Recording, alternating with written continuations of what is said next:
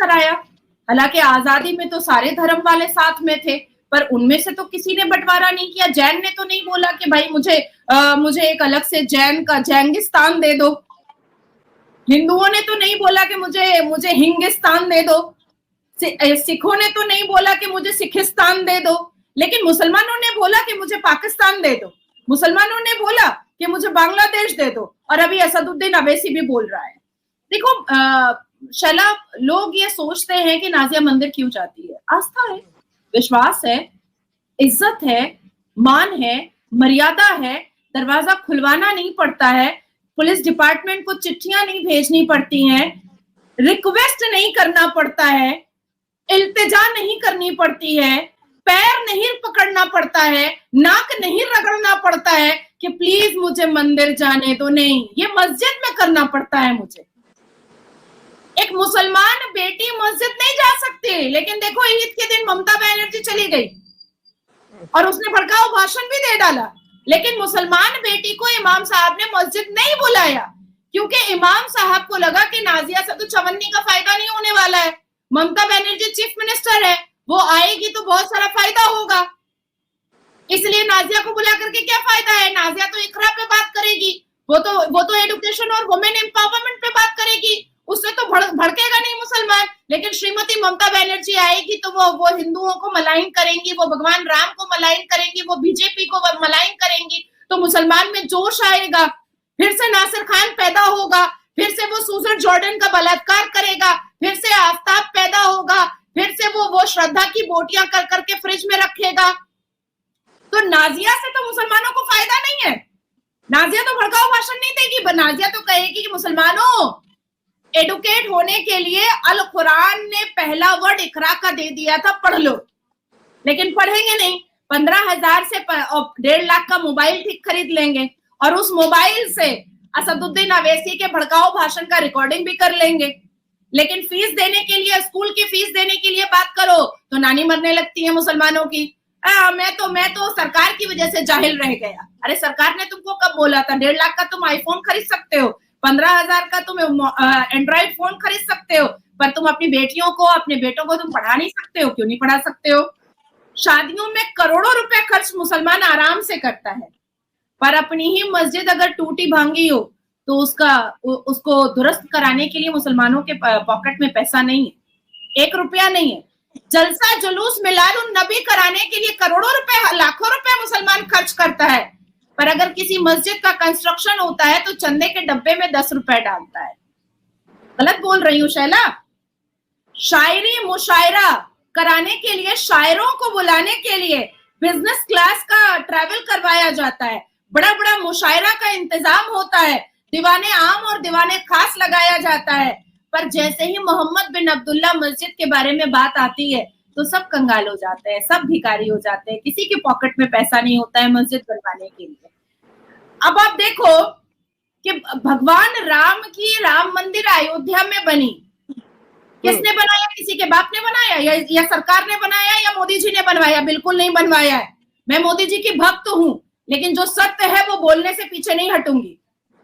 मोदी जी ने राम मंदिर नहीं बनवाई है, या वहां जो हिंदुओं की वेटिकन जो स्टेट हुआ है, जो राम मंदिर का इतना भव्य प्राण प्रतिष्ठा हुआ है, वो भारत के सनातनियों ने बनवाया। तो भारत के मुसलमान मोहम्मद बिन अब्दुल्ला क्यों नहीं बनवा पा रहे? क्यों पीछे हट जा रहे हैं? अब आप देखो, मिलाद कराने के लिए मेरे और आप में एक सेशन हुआ था, आपने भी कहा था कि 3-3 लाख रुपए मिलाद पढ़ने के लिए आता है पाकिस्तान में, ठीक है? हमारे यहाँ भी 50,000, 51,000, 1,01,000 रुपए मिलाद पढ़ने का पैसा लेता है, ठीक है? उसके बाद फिर जो बत्तियां लगती हैं, फिर दीवाने आम जो होता है, उसके बाद खिचड़ा और मलीदा जो डिस्ट्रीब्यूशन होता है, शरबत जो डिस्ट्रीब्यूशन होता है, सबको मिला करके एक मिलादुन नबी में 2 लाख 2.5 लाख रुपए खर्च होता है। पर हमारे इस देश की गरीब बेटियां बैठी हुई हैं, उनकी शादी नहीं हो रही है जहेज की वजह से। मुसलमान एक तरफ खुतबे में कहता है कि जहेज लानत है, मलामत है, नदामत है, नजामत है, लेकिन हमारे देश में बेटियां बैठी हुई हैं, 40-40 साल की हो रही हैं। पहला रीजन कि मुसलमान लौंडे हिंदुओं से शादी करते हैं, उसी को पसंद करते हैं। दूसरा रीजन कि जहेज नहीं है देने के लिए मुसलमान बेटियों के माँ बाप के पास। जहेज है नहीं तो देंगे कहां से, और फिर मुसलमान लौंडा करेगा कैसे शादी बिना जहेज के। अब मेरी बात कि भैया ऐसे तो सरकार को बड़ा गाली देते हो, मोदी सरकार बहुत सांप्रदायिक है, मोदी सरकार हिंदुओं की सरकार है, परियोजनाओं में सबसे ज्यादा लाभ भिखारी की तरह हाथ फैला करके कटोरा लेकर के तुम सबसे ज्यादा उठाते हो मुसलमान। डेटा निकाल करके शैला आप देख लीजिए कि सब्सिडी सबसे ज्यादा मुसलमानों ने भारत में उठाया है, तो इस चीज को भी तो सोचना पड़ेगा ना, इस चीज को भी तो। यहाँ पे असदुद्दीन अवैसी के बयान जब हमारे नेशनल मीडिया पे चलते हैं, वो ये कहते हैं कि जब से मोदी सरकार आई है हिंदू मुस्लिम बहुत ज्यादा बढ़ गया और मुसलमानों को जी बहुत ज्यादा जुल्म का सामना करना पड़ा है भारत के अंदर, और ये जुल्म के लिए अब हम सबको जी उठना पड़ेगा, इकट्ठा होना पड़ेगा। और असदुद्दीन अवैसी को पाकिस्तान में भी बहुत बड़ा मुस्लिम लीडर माना जा रहा है इस वक्त। अच्छा ठीक है, मैं आपसे एक सवाल मैं आपसे करती हूँ। हाँ। पिछले 10 साल आप जियो पॉलिटिक्स में बहुत एक्टिव है, पिछले 10 साल में एक ऐसी स्पीच बताइए जिसमें भारत के प्रधानमंत्री श्री नरेंद्र दामोदर दास मोदी जी ने मुसलमानों को मलाइन किया हो, मुसलमानों को बेइज्जत किया हो, या मुसलमानों के खिलाफ अपनी स्पीच में बात कही हो। आपने सुना? नहीं, मैं नहीं सुना।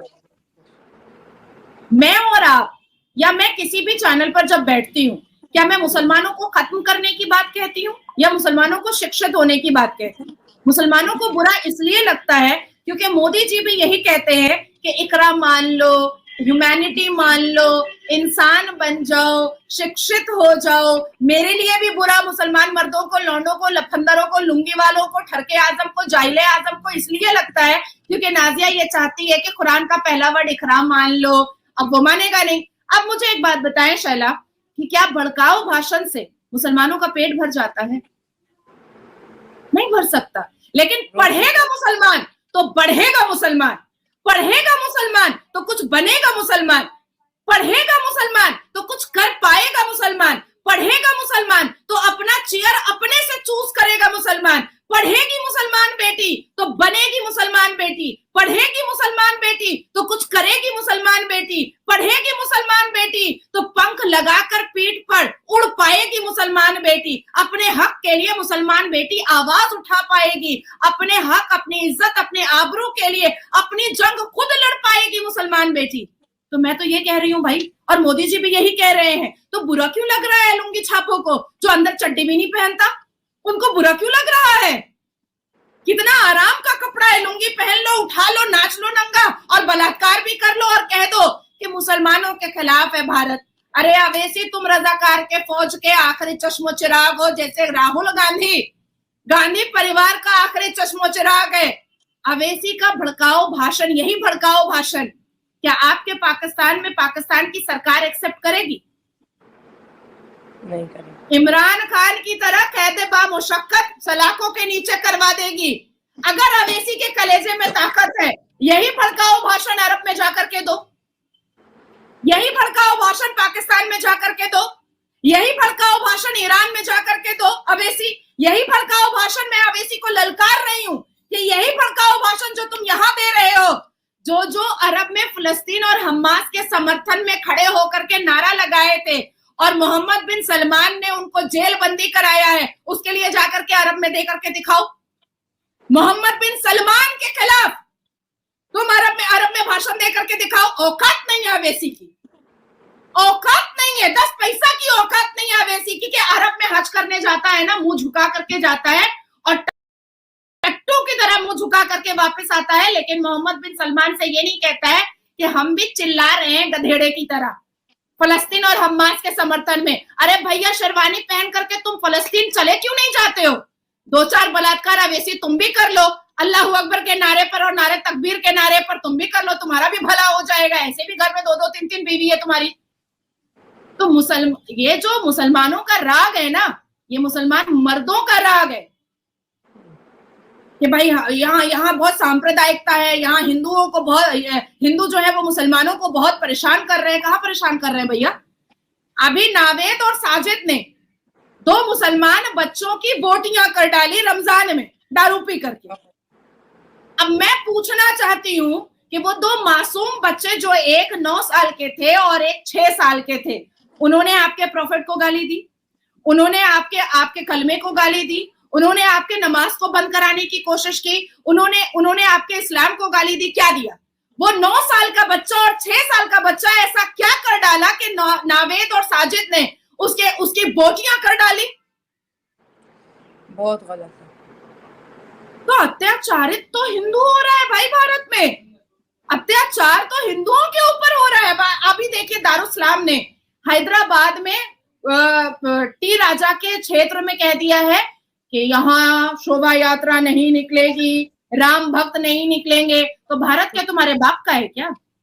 मुसलमानों, भारत जिन्ना का है या भारत लियाकत का है? किसका है भारत? भारत हिंदुओं का। कांग्रेस के जमाने में बाबर के टुम पर विजिट करने वाला, बाबर के कब्रिस्तान पे नेहरू ने विजिट किया था 1959 में, इंदिरा गांधी ने विजिट किया था 1960 में, राजीव गांधी ने विजिट किया था 1976 में, राहुल गांधी ने विजिट किया था 2005 में। तो कांग्रेस के जमाने में गांधी परिवार ने बाबर के प्रति इतनी मोहब्बत दिखाई, तो क्या हिंदुओं का गला कटना बंद हो गया, या श्रद्धा का बलात्कार होना बंद हो गया, या साक्षी का बलात्कार होना बंद हो गया, या सूजन जॉर्डन का बलात्कार होना बंद हो गया? नहीं हुआ, नहीं हुआ। हिंदू आज भी अत्याचारित ही हो रहे हैं। देखिए शैला, मैं कभी नहीं कहूंगी कि इस्लाम बुरा है, मैं किसी भी धर्म को बुरा नहीं कह सकती हूँ शैला। हर एक धर्म वालों का अधिकार है कि वो अपने अपने धर्मों का पालन करे, लेकिन कोई भी किसी के भी धर्म को बुरा नहीं बोल सकता है या उसको बेइज्जत करने का हक किसी ने नहीं दिया है। अब आप मुझे बताएं कि 1949 में गांधी जी ने कहा कि उन्होंने कुरान पढ़ा है और वो कुरान में प्रॉफिट मोहम्मद सल्लल्लाहु अलैहि वसल्लम की कई किताबें प्रॉफिट मोहम्मद को समझने के लिए उन्होंने पढ़ी है। ये 1949 में गांधी जी ने कहा और कई बार कहा, कई जगह अपनी स्पीच में ये बात कही। इवन 1 अप्रैल 1946 में वाल्मीकि मंदिर में उन्होंने आयतें पढ़ना भी स्टार्ट कर दिया था, आयतों को पढ़ना भी स्टार्ट कर दिया था। लेकिन आज देखिए गांधी जी कहते हैं कि उनके कहे हुए रास्ते पे चलो। उनके वाल्मीकि मंदिर में जब उन्होंने आयतें पढ़ी तो गांधी जी की तो हत्या नहीं हुई ना, लेकिन जामा मस्जिद में जाकर के क्या श्रीमद् भगवत गीता गांधी जी क्यों नहीं पढ़े? जरा पढ़ के दिखाते, जरा पढ़ना चाहिए था ना। हम भी समझते हैं कि गांधी जी सब धर्मों को एक साथ लेकर चल रहे हैं, और देखिए आज क्या हो रहा है।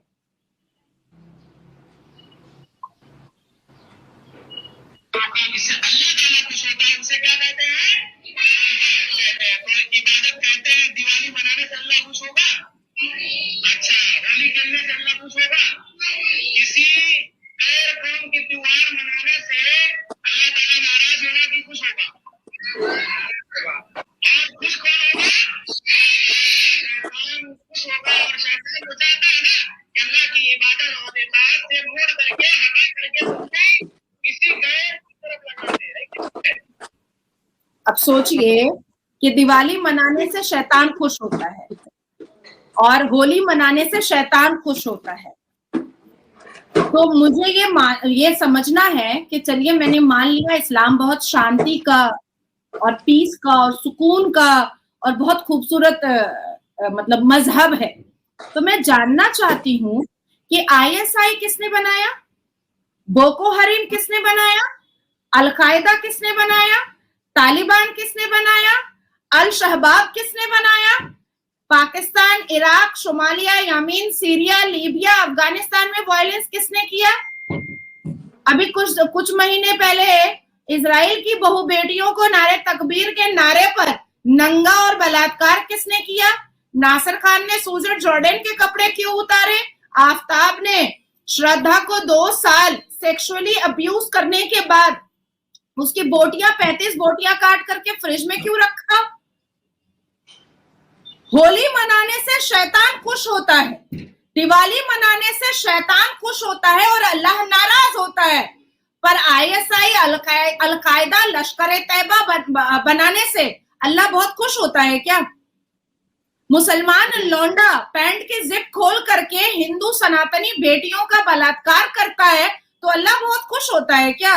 मुसलमान लौंडे जब नाजिया इलाही खान को प्रोस्टिट्यूट और गंदी गंदी गालियां देता है तो अल्लाह बहुत खुश होता है क्या?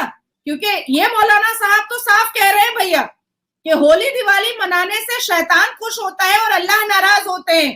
पर जितने भी टेररिज्म ऑर्गेनाइजेशन है वो मानने वाली बात है कि वो मुसलमानों ने बनाया है जिहाद के नाम पर, तो उससे अल्लाह खुश होता है क्या? तो ये किसको सिखा रहा है? ये किसको सिखा रहा है? गांधी जी ने कोशिश की मंदिर में कुरान की आयतें पढ़ करके, पर गांधी जी की भी औकात नहीं थी कि वो मस्जिद में श्रीमद् भगवत गीता पढ़ करके दिखाते, क्योंकि गांधी जी को भी पता था कि समूचा वापस नहीं निकलेंगे मस्जिद से, सर धड़ से जुदा वहीं हो जाएगा, वहीं पर लग जाएगा नारे तकबीर गुस्ताख रसूल की एक ही सजा, यो यो यो यो, सरतन से जुदा, सरतन से जुदा, वही हो जाएगा।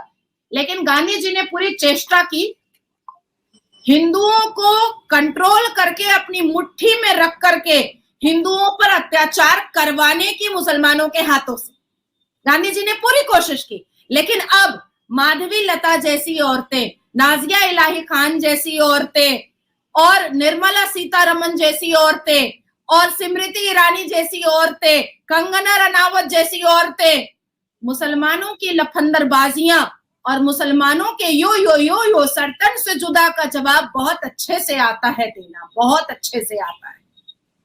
नाज़िर जी, यहाँ पे मैं ये कहूंगी कि जिस तरह दुनिया एजुकेशन डेवलपमेंट की तरफ जा रही है, जिस तरह गल्फ कंट्रीज भी खुद को इम्प्रूव कर रही है, उसी तरह इंडिया और पाकिस्तान के कुछ जो लोग एक्सट्रीमिज्म की तरफ। दोस्तों, आज के इस वीडियो में नाजिया इलाही खान जितने भी मौलवी मौलाना और जितने भी सपोर्टर है हमास के, फ़लस्तीन के, सबको एक एक कर धो डाला। ओबीसी को तो इतना धोया कि उसने कभी सोचा भी नहीं होगा इतना धोएगा। और इसी के बाद मस्जिद में महिला को क्यों नहीं जाने दिया? नाजिया इलाही खान एक मुस्लिम होके वो मंदिर जा सकते हैं, लेकिन उसे मस्जिद जाने से रोक रहा है। ऐसी बेहूदगी जो है मस्जिद में सिखाया है। इसीलिए सबको मैं यही कहूँगा कि इस वीडियो को देखें और लाइक और सब्सक्राइब एंड शेयर ज़रूर करें। कैसे लगे वो बताएं।